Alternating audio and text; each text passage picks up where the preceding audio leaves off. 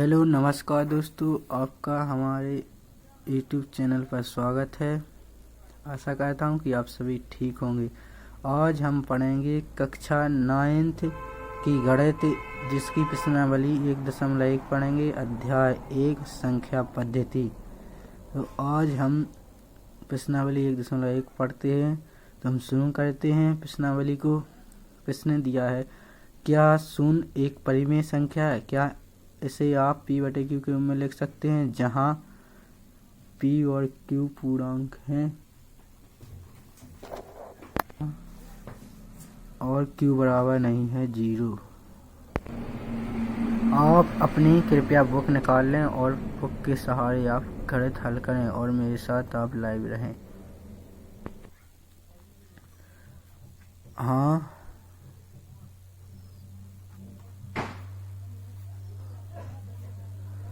हम कह सकते हैं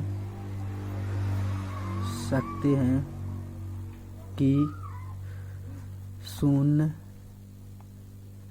एक परिमेय संख्या है, क्योंकि इसे हम P/Q के रूप में लिख सकते हैं। हम कह सकते हैं कि शून्य एक परिमेय संख्या है, क्योंकि इसे हम P/Q के रूप में लिख सकते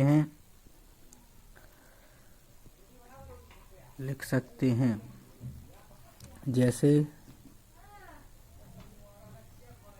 0/1, 0/2, 0/3 ... अनंत तक आदि। क्योंकि 0 में 1 का भाग देंगे तो कुछ मतलब नहीं निकलेगा, शून्य नहीं निकलेगा, लेकिन अनंत आएगा। 0 में किसी संख्या का भाग देंगे अनंत। लेकिन हम जानते हैं कि Q की शर्त है कि Q बराबर 0 नहीं होना चाहिए। जैसे कि ये 0/1 में जो दिया है जो 1 है, जो कि 0 के बराबर तो नहीं है, इसलिए हम कह सकते हैं कि P/Q के रूप में लिख सकते हैं 0 को, और 0 को जहाँ Q बराबर नहीं है 0, अर्थात क्या है, शून्य एक परिमेय संख्या है। इसे हम P/Q के रूप में लिख सकते हैं उदाहरण के अनुसार। यदि इसका तर्क।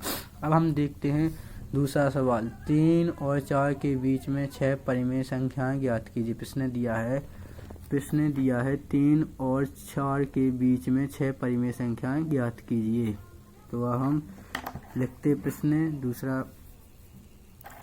कि 3 और 4 के बीच में 6 परिमेय संख्याएं। प्रश्न क्रमांक दूसरा, 3 और 4 के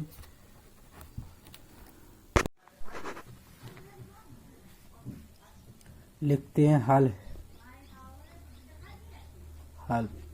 हम जानते हैं, लिख सकते हैं, हम जानते हैं कि किन्हीं दो परिमेय संख्याओं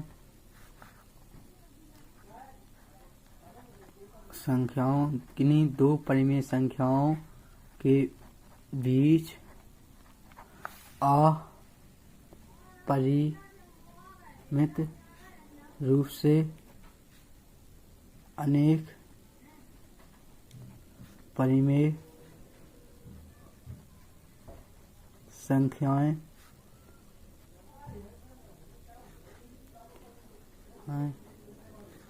हो सकती हैं। इसलिए यहाँ 3 4 के बीच 6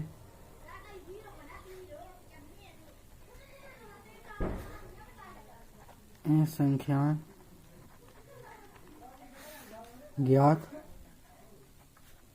करनी है तब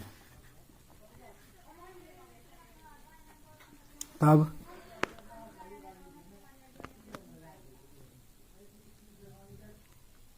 तब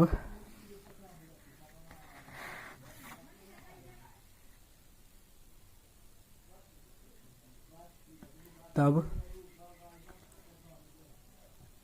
तब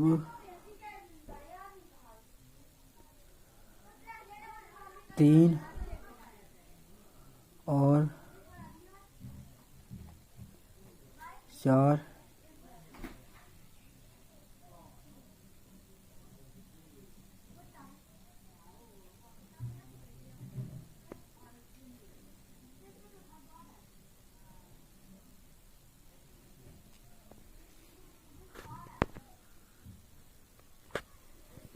3 और 4 में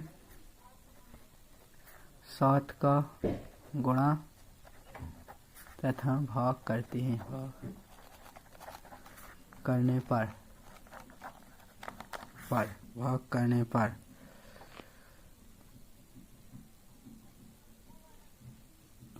करने पर इसलिए 3 बराबर हम लिख सकते 3 गुणे 7/7 तथा 4 गुणे 7/7 इक्वल किसके 4 के बराबर माना जाएगा। इसलिए इसमें आ जाएगा 21/7 28/7 28/7 तो तब 21/7 एवं 28/7 के बीच 6 परिमेय संख्याएं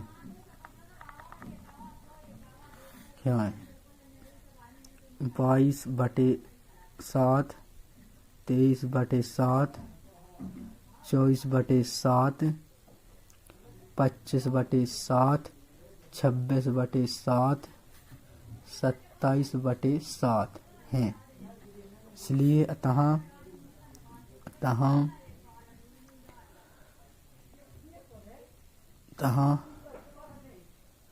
अतः 3 और 4 के बीच 6 परिमेय संख्याएं क्रमशः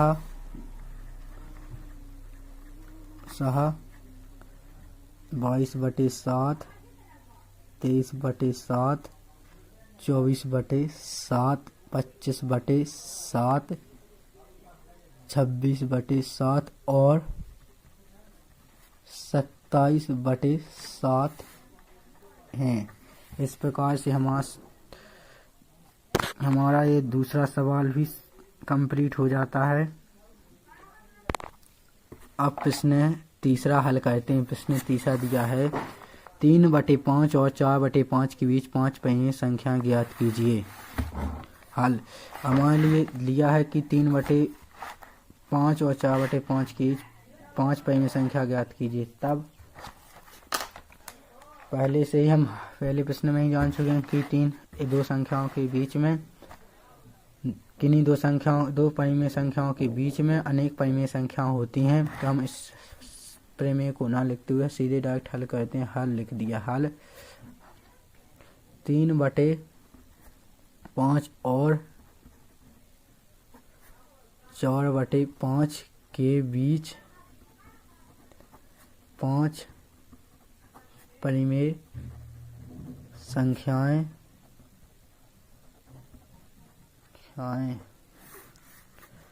ज्ञात करने के लिए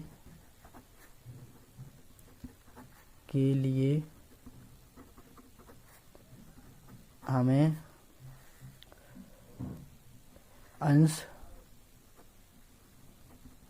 तथा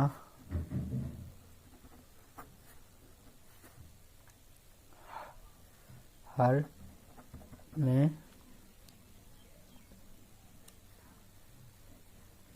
6 का गुणा करने पर 3/5 बराबर 3 गुणे 6 5 गुणे 6 तथा 4/5 बराबर 4 गुणे 6 अपॉन 5 गुणे 6। तब इसलिए 21/30 तथा 24/30।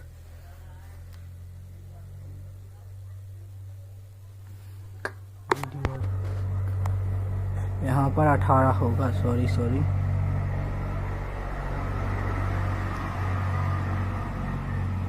24। तब ये बीच 5 परिमेय संख्याएं जो क्रमशः हैं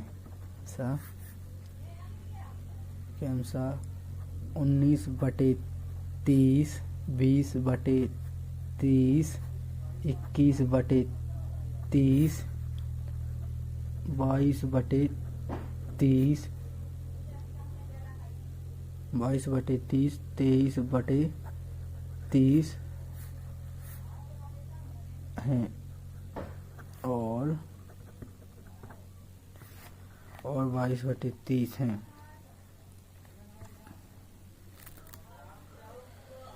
अतः लास्ट में लिख सकते हैं, अतः 3/5 और 4/5 के बीच 5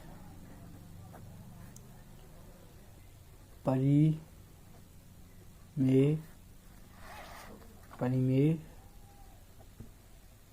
संख्याएं हैं क्रमशः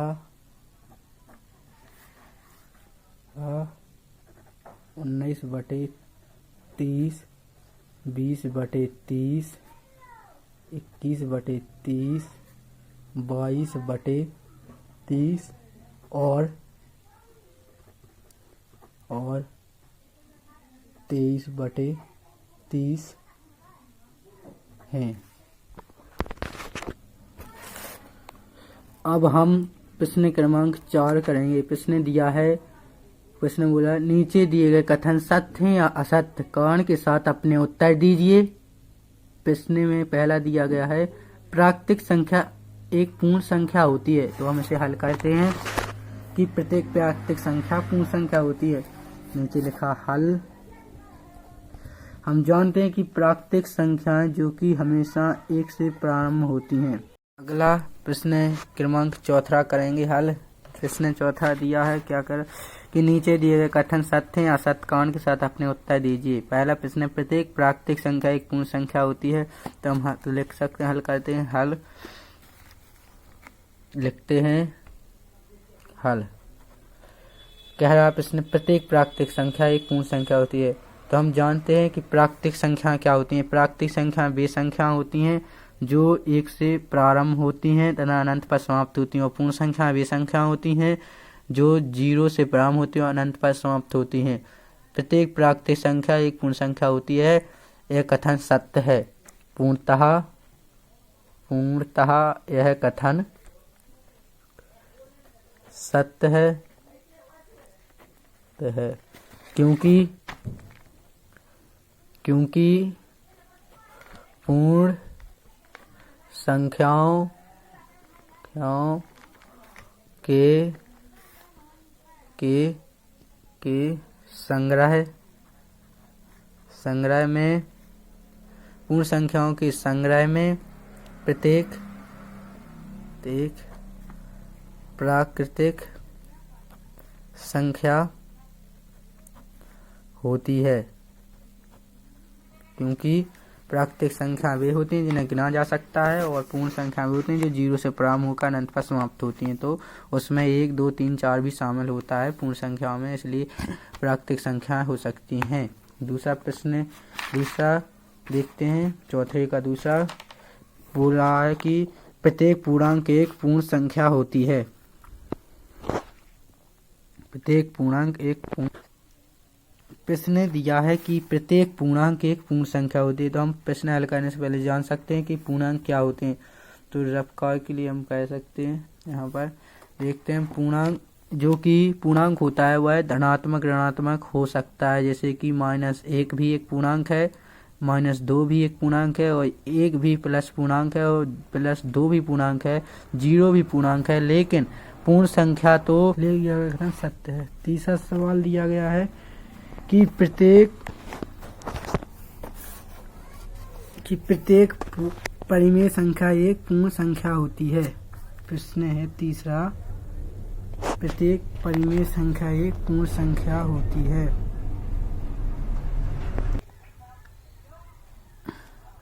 दिया है प्रश्न प्रत्येक परिमेय संख्या एक पूर्ण संख्या होती है। तो हम लिखते हैं हल में, दिया गया कथन असत्य है, क्योंकि हम जानते हैं कि परिमेय संख्या वे संख्या होती है जो इन्हें P/Q के रूप में लिख सकते हैं।